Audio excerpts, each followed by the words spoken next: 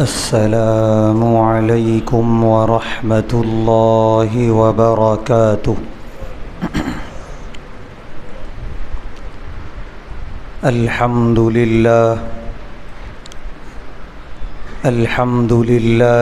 نحمده ونستعینه ونستغفره ونؤمن به ونتوکل علیہ ونعوذ باللہ من شرور انفسنا ومن سیئات اعمالنا من يهده اللہ فلا مضل له ومن يضلله فلا هادي له ونشهد أن لا إله إلا الله وحده لا شريك له ونشهد أن سيدنا ونبينا وحبيبنا ومولانا محمدا عبده ورسوله أما بعد،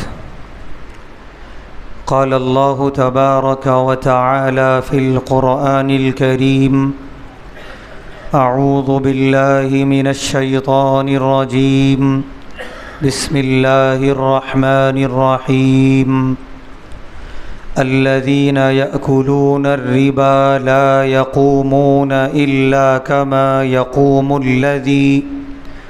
الذي يتخبطه الشيطان من المس، ذلك بأنهم قالوا إنما البيع مثل الربا وأحل الله البيع وحرم الربا، صدق اللہ العظیم۔ ہر طرح کی تعریف اور حمد و ثنا اللہ بزرگ و برتر کے لائق ہے، جس کا کوئی شریک نہیں، جس کا کوئی ساجی اور ہمسر نہیں، جو ہمیشہ سے ہے اور ہمیشہ رہے گا۔ لاکھوں درود و سلام نازل ہوں ہم سب کے پیارے آقا، پیارے حبیب احمد مجتبی محمد مصطفیٰ صلی اللہ علیہ وسلم پر، اور آپ کے تمام صحابہ اور اہل بیت پر۔ محترم حضرات، سلسلہ چل رہا ہے پیارے نبی صلی اللہ علیہ وسلم کی زندگی سے ہمیں اسباق سیکھنے کا۔ آپ کی زندگی سے ہمیں کیا پیغامات مل رہے ہیں اور موجودہ زمانے میں ہمیں ان پیغامات پر کیسے عمل کرنا چاہیے، اس سلسلے سے الحمدللہ گفتگو ہو رہی ہے۔ آئیے آج ایک سبق سیکھتے ہیں پیارے نبی صلی اللہ علیہ وسلم کی زندگی سے اور آپ کی تعلیمات سے۔ وہ سبق یہ ہے کہ زندگی میں بڑی بنیادی ضرورت ہے رزق حاصل کرنا، تجارت کرنا، محنت اور مزدوری کرنا۔ اس سلسلے میں پیارے نبی صلی اللہ علیہ وسلم کی کیا تعلیمات ہیں، اور خاص طور سے اس میدان میں کوئی بڑا مہلک راستہ ہے، کوئی شیطانی راستہ ہے، تو اللہ کے رسول صلی اللہ علیہ وسلم نے ہمیں کیا تعلیم دی ہے اس سے بچنے کی، اور آپ کا کیا پیغام ہے۔ پیارے نبی صلی اللہ علیہ وسلم نے تجارت اور کاروبار کے میدان میں بھی بڑی اصلاحات دیں۔ دور جاہلیت میں بہت الگ الگ قسم کے کاروبار ہوتے تھے، تجارتیں ہوتی تھیں، حلال اور حرام کی کوئی تمیز نہیں تھی، تو بہت ساری اصلاحات فرمائیں پیارے نبی صلی اللہ علیہ وسلم نے۔ خاص طور سے جس چیز کے خلاف پیارے نبی صلی اللہ علیہ وسلم نے باقاعدہ مہم چلائی، باقاعدہ آپ نے اس کے خلاف آپ نبرد آزما ہوئے، جیسے شراب کے خلاف، نشے کے خلاف آپ نے مہم چلائی اور ایک ایسی قوم سے نشہ چھڑا دیا کہ جس کے بارے میں دنیا والے کہتے تھے کہ ناممکن ہے عرب سے نشے کا چھڑانا، لیکن وہ کر دکھایا پیارے نبی صلی اللہ علیہ وسلم نے۔ بالکل اسی طرح یہ طریقہ بھی کاروبار اور تجارت کا ان کی گھٹیوں میں پڑا ہوا تھا، جو کہ حرام تھا، اسے بھی بالکل ختم کر کے دکھایا پیارے نبی صلی اللہ علیہ وسلم نے۔ کیا طریقہ تھا وہ جو آج بھی رائج ہے؟ عربی میں اور قرآن کے الفاظ میں اسے ربا کا نام دیا گیا، جس کو ہم اردو میں کہتے ہیں سود، سودی کاروبار اور سودی تجارت۔ پیارے نبی صلی اللہ علیہ وسلم نے باقاعدہ اس کے خلاف مہم چلائی ہے، اور بڑی تاکیدی مہم، اور الحمدللہ جس کا نتیجہ یہ ہوا کہ جس قوم کے بارے میں یہ تصور تھا کہ یہ سود چھوڑ ہی نہیں سکتی، پیارے نبی صلی اللہ علیہ وسلم نے اسے چھڑایا اور قیامت تک کے لیے سود کو حرام قرار دے دیا۔ قرآن نے جو فرمایا ہے ذالک بأنہم قالوا انما البیع مثل الربا، کہ ایک ہے عام خرید و فروخت، عام تجارت جو حلال ہوتی ہے اسے کہا جاتا ہے بیع، اور ایک ہے سودی کاروبار، سودی تجارت۔ عرب کے لوگ اور دور جاہلیت کے لوگ اصل کاروبار کہتے تھے سود کو، کہ اصل تجارت وہ ہے، یہ جو عام تجارت ہے جسے بیع کہا جاتا ہے یہ اس جیسی ہے، یعنی اس کا چھوٹا بھائی ہے کہتے تھے۔ اصل چیز تھی ان کے پاس کاروبار و تجارت کی وہ سودی کاروبار۔ تو کوئی بھی کاروبار، کوئی بھی تجارت اس میں سود کی آمیزش نہ ہو، دور جاہلیت میں اس کا تصور ہی نہیں ہو سکتا تھا۔ تو اب اگر کسی قوم سے، ایسی قوم سے یہ کہا جائے کہ سود چھوڑ دو، تو اس کا مطلب یہ ہوا کاروبار چھوڑ دو، کیونکہ ان کے پورے کاروبار کی عمارت کھڑی ہوئی تھی سود کے اوپر۔ تو ظاہر سی بات ہے کوئی بھی آدمی سے قبول کرنے کو تیار نہیں ہوگا۔ سود چھوڑ دو یعنی کاروبار ہی بند کر دیا جائے، تجارت ہی ختم کر دی جائے، تو کھائیں گے کہاں سے، کھلائیں گے کہاں سے، جئیں گے کیسے، بچوں کی پرورش کیسے ہوگی؟ لہذا اللہ نے جو ان کا قول نقل کیا ہے کہ ذرا دیکھو کس نظر سے دیکھتے تھے وہ سود کو، کہ سود ہی اصل تجارت ہے۔ یہ اگر آپ کہیں عام خرید و فروخت چھوڑنے کو تو مان لیں گے، سود چھوڑنے کی بات کر رہے ہیں، ہو نہیں سکتا۔ ایسی قوم سے سودی کاروبار چھڑا دینا اور ایسی قوم کے دل میں اس کی نفرت بٹھا دینا، صلاۃ و سلام ہے پیارے نبی صلی اللہ علیہ وسلم کی ذات اقدس پر، یہ آپ ہی کر سکتے تھے۔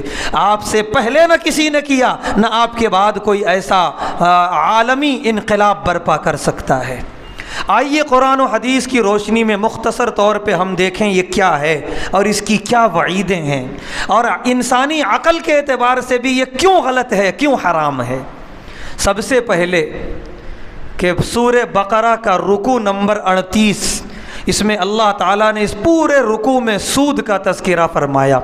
سب سے پہلی وعید اللہ نے جو بیان فرمائی اس سورے میں سود کی، کہ الذین یأکلون الربا لا یقومون الا کما یقوم الذی یتخبطہ الشیطان من المس۔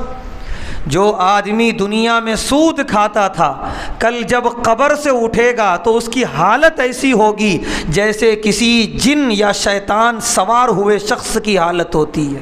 دنیا میں ہم دیکھ سکتے ہیں کسی پر جن سوار ہو جاتا ہے، وہ کیسی حرکتیں کرتا ہے، وہ کہیں سے انسان نظر نہیں آتا۔ کیوں؟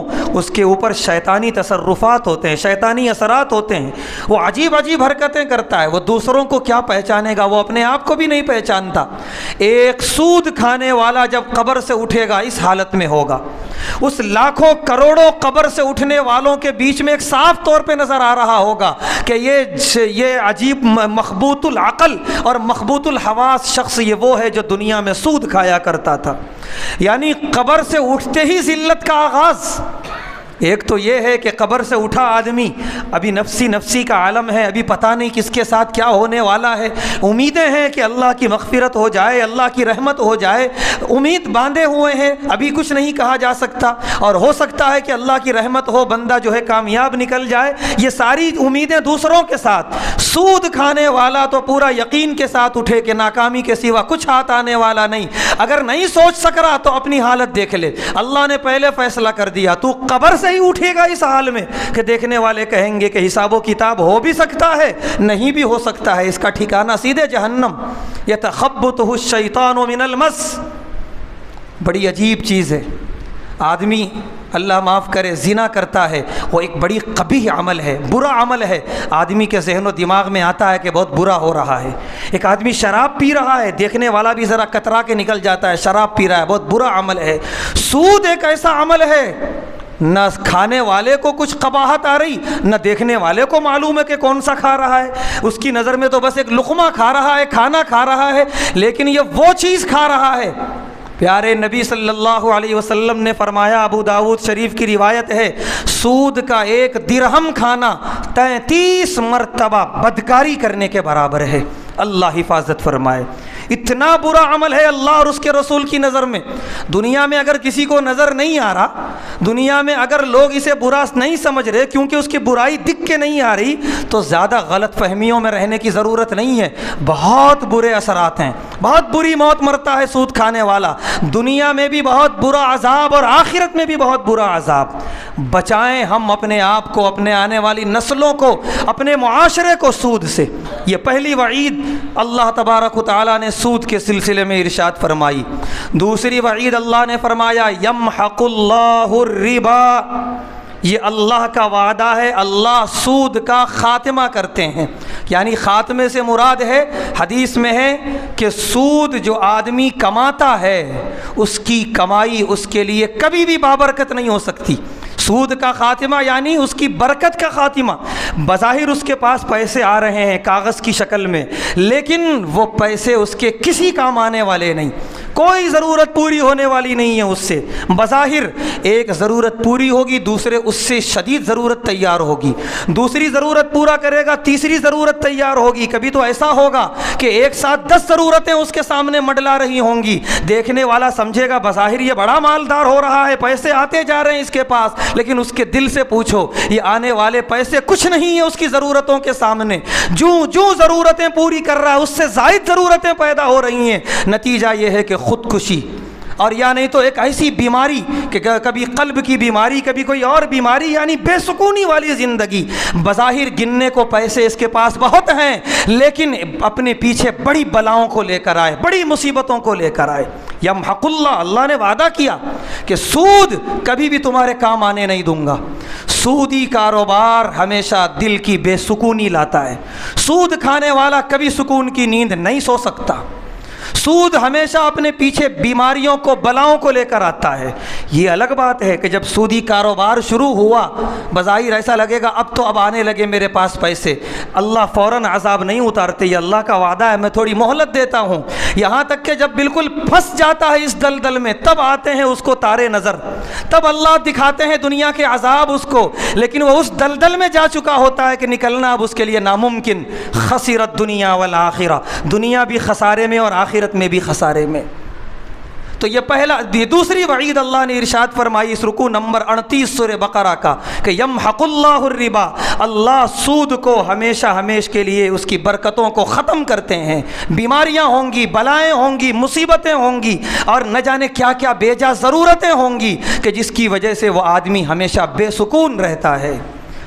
اور تیسرا وعدہ اللہ تبارک و تعالیٰ کا، تیسری وعید، فَإِن لَّمْ تَفْعَلُوا فَأْذَنُوا بِحَرْبٍ مِّنَ اللَّهِ وَرَسُولِهِ، کہ اگر سود سے تم باز نہیں آئے تو اللہ اور اس کے رسول کا اعلان جنگ ہے تمہارے خلاف۔ کسی اور گناہ کے بارے میں اللہ نے اتنے سخت الفاظ استعمال نہیں فرمائے۔ اللہ اور اس کے رسول کا اعلان جنگ، جب یہ آیت نازل ہوئی ہے، صحابہ پر ایک کپ کپی طاری تھی، اور ان کی زبان پر تھا لا ید لنا بحرب من اللہ، ہمارے پاس نہیں ہے طاقت اللہ اور اس کے رسول سے جنگ کرنے کی، لہذا ہم تو ہمیشہ کے لیے توبہ کرتے ہیں سود سے، اللہ ہمیں اور ہماری آنے والی نسلوں کو سود سے بچائے۔ یہ صحابہ کرام کی دعائیں تھیں اور یہ صحابہ کرام کے جملے تھے۔ اللہ اور اس کے رسول کا اعلان جنگ ہے۔ کیسا اعلان جنگ ہے ابھی نہیں معلوم ہوگا، جب آئیں گے فرشتے روح نکالنے والے وہاں سے جنگ کا آغاز ہوگا، اور پھر بندہ کچھ نہیں کر پائے گا۔ جب جنگ کرنے والے جنگ کے مقابل میں اللہ اور اس کے رسول ہوں تو پھر کیسا کیسا عذاب ہوگا، کیسی کیسی مصیبتیں ہوں گی، کیسی کیسی پریشانیاں ہوں گی، ہم اس کا اندازہ نہیں لگا سکتے۔ یہ تین وعیدیں اللہ تبارک و تعالیٰ نے ایک ہی رکوع میں ارشاد فرمائیں سود کے خلاف۔ پہلی وعید قبر سے اٹھے گا تو مخبوط الحواس، دوسری وعید دنیا میں کبھی بھی سودی پیسہ اس کے کام آنے والا نہیں، تیسری وعید اگر سود کھا کر جا رہے ہو دنیا سے اللہ اور اس کے رسول سے پھر جنگ کے لیے تیار رہو۔ یہ تین شدید ترین وعیدیں ہیں جو انسانوں کے بس سے باہر ہیں، انسان مقابلہ کر ہی نہیں سکتا ان وعیدوں کا، لہذا کیا بہتر ہوگا کہ پہلے ہی وہ اس سے اپنے آپ کو بچا لے، توبہ کر لے۔ اس کے بعد آئیے احادیث کی طرف۔ حدیثیں تو بہت ہیں سود کے بارے میں، کیونکہ پیارے نبی صلی اللہ علیہ وسلم نے مہم چلائی تھی باقاعدہ۔ پیارے نبی صلی اللہ علیہ وسلم معراج میں تشریف لے گئے، آپ نے دیکھا ایک قوم جہنم کے اندر، اس کے پیٹ پھولے ہوئے ہیں، سوجے ہوئے ہیں، اور بے تحاشا چیخ رہی ہے وہ قوم۔ اور کیوں نہیں چیخے گی؟ دنیا میں ہلکی سی سوجن ہو جاتی ہے آدمی کے برداشت سے باہر ہوتا ہے، اور جہنم میں اتنے بڑے بڑے پھولے ہوئے ہوں گے۔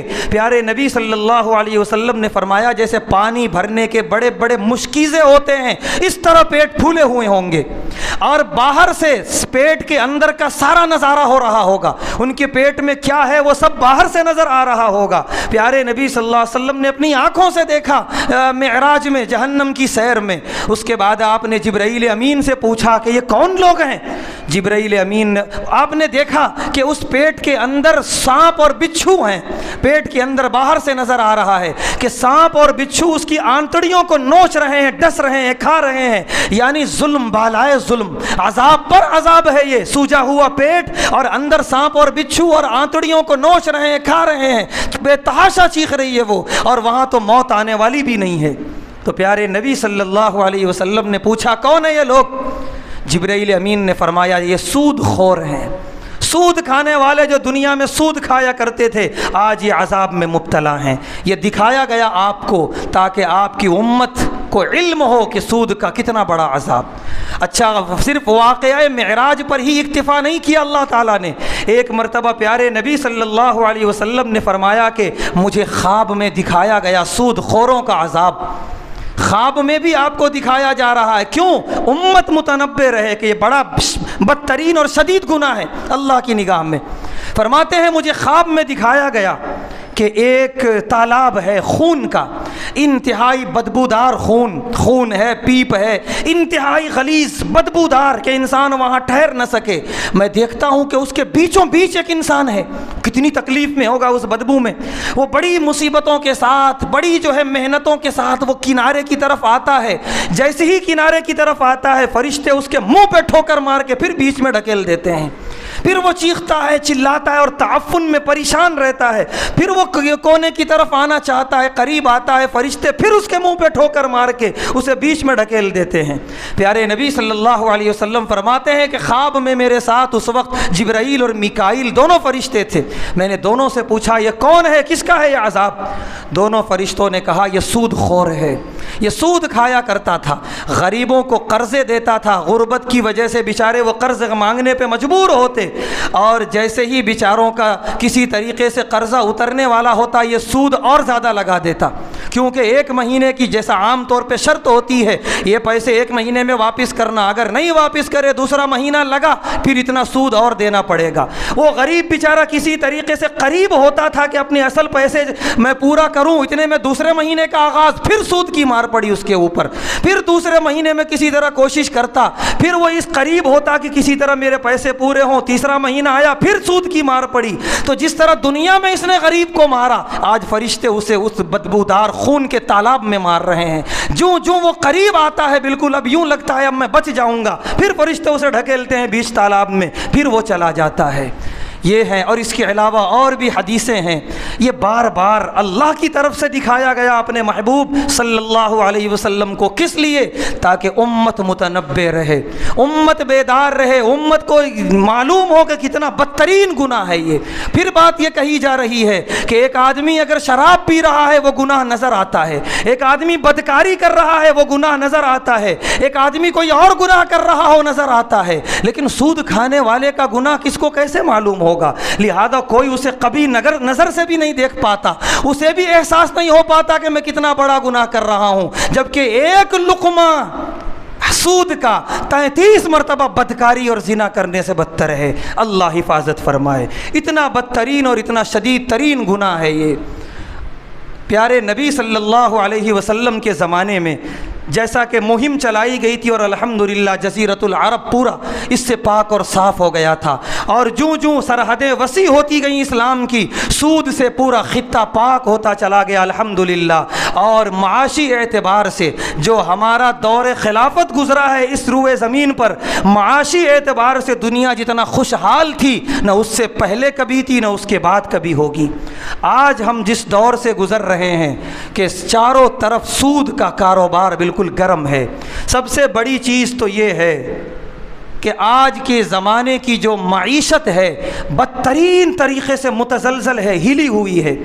اس وقت اگر دیکھا جائے تو دنیا کا سب سے سنگین المیہ ہے معیشت۔ جو قوم چاند پر چلی گئی آج سر جوڑ کر بیٹھی ہوئی ہے، کیا ہو آخر کہ ہماری معیشت صحیح ہو؟ کس وجہ سے یہ معیشت ہماری صحیح ہو؟ کوئی وجہ ہو، کوئی سبب ہو؟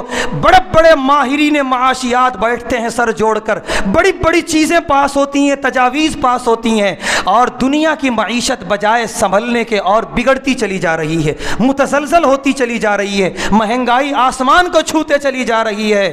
عقلی اعتبار سے بس ہم اتنا سمجھیں کہ اللہ تعالیٰ نے اس معیشت کو پوری دنیا میں تقسیم کیا ہے، اور یہ ایک چین کی طرح ہے۔ جس طرح چین چلتی ہے تو پورا انجن چلتا ہے اور پورے اوزار کام کرتے ہیں، چلتی ہوئی چین اگر پھنسنے لگے یا رک جائے تو پوری مشین کام نہیں کرتی، پورے اوزار رک جاتے ہیں۔ یہ پوری چین ہے اللہ کی طرف سے بنائی ہوئی، کسی کو کم دیا کسی کو زیادہ دیا، جس کو کم دیا اس کو کہا کہ تم زکوٰۃ لے سکتے ہو، جس کو زیادہ دیا اس سے کہا کہ تم زکوٰۃ دے سکتے ہو۔ کیوں؟ تاکہ یہ چین چلتی رہے۔ صدقات اور زکوٰۃ کا اصل مقصد ہی یہی ہے کہ ہر ایک تک یہ دولت پہنچتی رہے، گزرتی رہے، کہیں پہ اس کا کوئی رکاو ٹھہراؤ نہ ہو۔ سود کے بارے میں اگر ایک جملے میں کہا جائے تو وہ یہ ہے، سود کا مطلب چلتی ہوئی چین کو روک دینا، کہ سود کے ذریعے دنیا کے چند لوگ اپنی تجوریاں بھرتے ہیں اور اپنی تجوریوں میں سارے پیسے جمع کرتے ہیں سود کے طریقے سے۔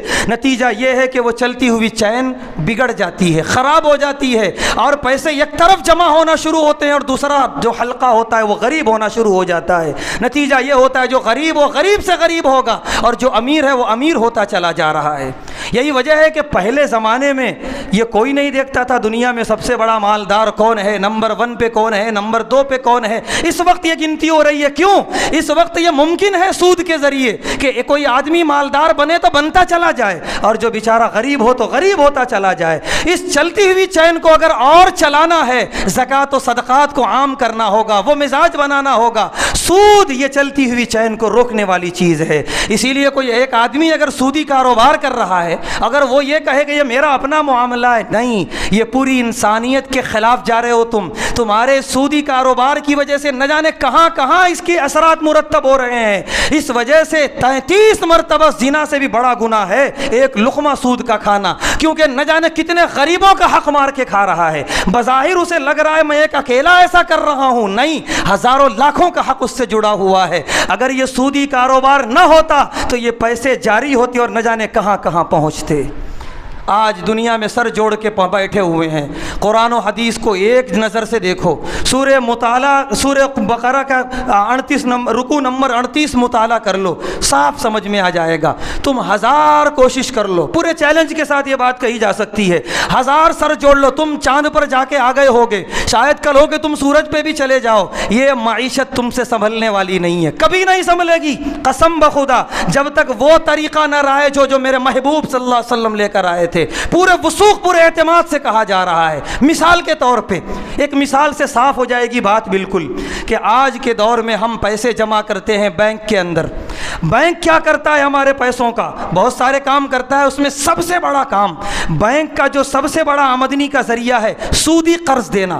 بڑی بڑی کمپنیوں کو، بڑے بڑے تاجروں کو یہ سودی قرض دیتے ہیں، یہی سب سے بڑا اس کا تجارت کا ذریعہ ہے بینک کا۔ یہ جتنے بڑی بڑی کمپنیاں ہیں اور یہ بڑے بڑے مالدار قسم کے تجار ہیں، تاجر ہیں، منسٹر ہیں، یہ سب کہاں سے قرض اٹھا رہے ہیں؟ بینک سے۔ اور بینک کا قرض سودی ہوتا ہے کیونکہ اس کو مجبوری ہے، بغیر سود کے بینک زندہ نہیں رہ سکتا۔ پہلے تو اس نے وعدہ کیا ہے پیسے رکھانے والوں سے، میں تمہیں 2% دوں گا، 100 روپے میں 2 روپے، تو اسے ادھر بھی دینا ہے اور کچھ اپنے بھی پاس رکھنا ہے۔ نتیجہ یہ ہوتا ہے کہ یہ تاجر کو دیتا ہے 4% پہ، کہ تم ہم سے قرض لے رہے ہو، 4% سود ادا کرنا ہے، 100 روپے پہ 4 روپے سود ادا کرنا ہے ہر مہینہ۔ اب ایک تاجر ہے، ایک نہیں ایسے لاکھوں کروڑوں تاجر ہیں ملک کے اندر۔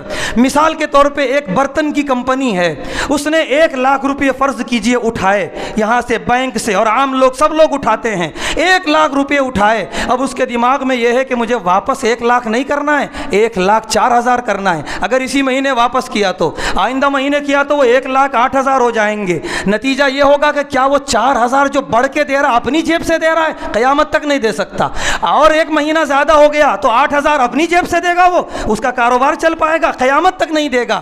وہ اپنی بنائی ہوئی مصنوعات اور اشیاء پر قیمتیں بڑھائے گا۔ جو چیز بکنی تھی 10 روپے میں اس کی قیمت لگائے گا 15 روپے، جو چیز بکنی تھی 50 روپے میں اس کی قیمت لگائے گا 70 روپے۔ یہ کس کی جیب پہ پڑا؟ عام لوگوں کی جیب پہ۔ عام لوگ بینک میں پیسے جمع کر رہے، خوش ہو رہے کہ ہم کو 2% زیادہ مل رہا ہے، 100 روپے میں 2 روپے بڑھ کے آ رہے ہیں۔ ادھر نہیں غور کر رہے جو آٹا کھا رہے، جو چاول کھا رہے، جو روٹی، جو ترکاری کھا رہے، وہ جتنے میں آنی تھی اس سے 4 گنا 5 گنا بڑھ کے پیسے جا رہے ہیں۔ ادھر 2% آیا وہ بھی حرام کا، اور ادھر 4% بڑھ کے چلا گیا۔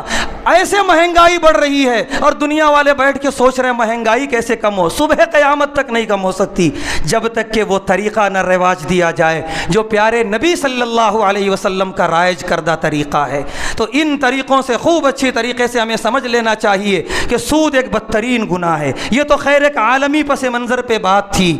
اس موقع پر کتنے ایسے مسلمان ہیں حج بھی کرتے ہیں، عمرے بھی کیے ہوئے ہیں ماشاءاللہ، نمازیں بھی پڑھتے ہیں، اللہ معاف کرے پورے یقین سے کہا جا رہا ہے چہروں پہ داڑیاں بھی ہیں، ایسے بھی مسلمان ہیں، مطلب ہیں کہیں پر بھی ہیں لیکن اس روئے زمین پر ہیں، اور کھلے عام سودی کاروبار، کھلے عام جو ہے فائنانس کا کاروبار کر رہے ہیں بیٹھ کے۔ بڑا افسوس ہے، نام محمد سے شروع ہو رہا، نام کے ساتھ سید لگا ہوا ہے، اور کاروبار ایسا برا کہ کل آخرت میں اللہ اور اللہ کے رسول اس کا چہرہ دیکھنا گوارا نہیں کریں گے۔ ایسا سودی کاروبار بالکل عام ہے مسلمانوں کے اندر، عام طور پہ بالکل جو ہے غریبوں کو وہ سودی قرض فراہم کرتے ہیں۔ قرض دینا بہت بڑا ثواب، بہت بڑی عبادت۔ پیارے نبی صلی اللہ علیہ وسلم فرماتے ہیں میں معراج میں گیا، اللہ کے عرش کے پاس کچھ چیزیں لکھی ہوئی پائی میں نے، اس میں یہ بھی لکھا ہوا تھا قرض کا ثواب صدقے سے بڑھ کے ہے۔ کتنی بڑی بات ہے، صدقہ تو دے دیے واپس بھی آنے والا نہیں ہے، قرضہ تو واپس آنے والا ہے، لیکن اس کا ثواب صدقے سے بڑھ کے کیوں ہے؟ کہ قرض دیتا ہے بندہ کسی مجبور کو مجبوری کی حالت میں، وہ اللہ کو پسند آتا ہے۔ صدقہ تو یوں ہی کوئی ہاتھ پھیلا ہوا ہے دے دیے، اس کی ضرورت نہیں بھی ہے وہ بھی مانگتا ہے پھر بھی، لیکن قرض مانگنے جو آتا ہے، جو دستے سوال دراز کرتا ہے، وہ بیچارہ حالات کا مارا ہوا، وہ بیچارہ جو ہے بہت مجبوری میں ہاتھ پھیلاتا ہے۔ اب اگر تم نے اس کی اس ضرورت کو پوری کر دیا، اللہ کو اتنا پسند کہ ٹھیک ہے تم پیسے واپس لے لو مگر میں تمہارا ثواب صدقے سے زیادہ رکھوں گا۔ لیکن اگر اس عبادت کا ناجائز استعمال کیا جا رہا ہو، اس عبادت کا ناجائز استعمال کہ ایک مجبوری کیا کہ ایک شخص کی، ایک غریب کی مجبوری کا ناجائز فائدہ دیکھ لیا ہم نے کہ بڑا مجبور ہے، سیدھا ہم نے کہا ٹھیک ہے تم کو جتنے پیسے چاہے ملیں لیں گے، لیکن اس پر اتنے فیصد ہم کو زیادہ چاہیے۔ 2 مہینے تاخیر ہوئی، یہ فیصد بڑھتا چلا جائے گا۔ اچھی خاصی عبادت کا ہم نے ملیا میٹ کر دیا، اور اچھی خاصی عبادت کو ہم نے حرام سود میں بدل دیا۔ یہ بالکل عام ہے اس وقت، عام طور پہ۔ لہذا ضرورت اس بات کی ہے کہ اپنے آپ کو ایسے سودی کاروبار سے بچائیں، ایسے فائنانسروں سے بچائیں، اور جو یہ کاروبار کر رہے ہیں ان سے یہ پیغام ہے، مت ڈھونگ رچیں۔ یہ حج کا، یہ عمرے کا، یہ کس کو بیوقوف بنا رہے ہو تم؟ یہ کسے پاگل بنا رہے ہو؟ یہ عام انسان پاگل نہیں بن رہا تو کیا اللہ اور اس کے رسول نعوذ باللہ تم انہیں دھوکہ دے سکو گے؟ نہ تمہارا حج قبول، نہ تمہارے عمرے قبول، نہ تمہارے چہرے کی داڑیاں، نہ تمہارے سجدے قبول، سب تمہارے منہ پہ مار دیے جائیں گے۔ تم اٹھو گے اس حال میں قبر سے کہ مخبوط الحواس جیسے تم پر جن سوار ہو، یتخبطہ الشیطان من المس، اور اس کے بعد جو شدید ترین عذاب ہوگا وہ تو ہے ہی۔ علماء نے لکھا ہے تجربات کی روشنی میں کہ سودی کاروبار کرنے والا زندگی کے آخری ایام بڑے مشکل گزارتا ہے۔ اب کس طرح کی مشکل آئے وہ اللہ کے اوپر ہے، جیسا چاہے وہ عذاب دیں، بڑے مشکل گزارتا ہے آخری ایام۔ لہذا اگر ہم چاہتے ہیں ہماری زندگی کے آخری ایام اچھے گزریں، ہمارا خاتمہ ایمان پر ہو، اور اس دنیا میں جانے کے بعد ہمارا اکرام ہو، ہمارا استقبال ہو، تو ضرورت اس بات کی ہے کہ اپنے آپ کو سود کے ایک ایک لقمے سے بچائیں، سود کے شائبے سے بچائیں۔ اللہ تبارک و تعالیٰ سے دعا ہے اللہ تبارک و تعالیٰ ہم تمام کو پیارے نبی صلی اللہ علیہ وسلم کی زندگی کے اس اہم ترین مہم پر عمل کرنے کی توفیق عطا فرمائے، اور سود سے اور سود کی لعنت سے ہم سب کی حفاظت فرمائے۔ وآخر دعوانا الحمد للہ رب العالمین۔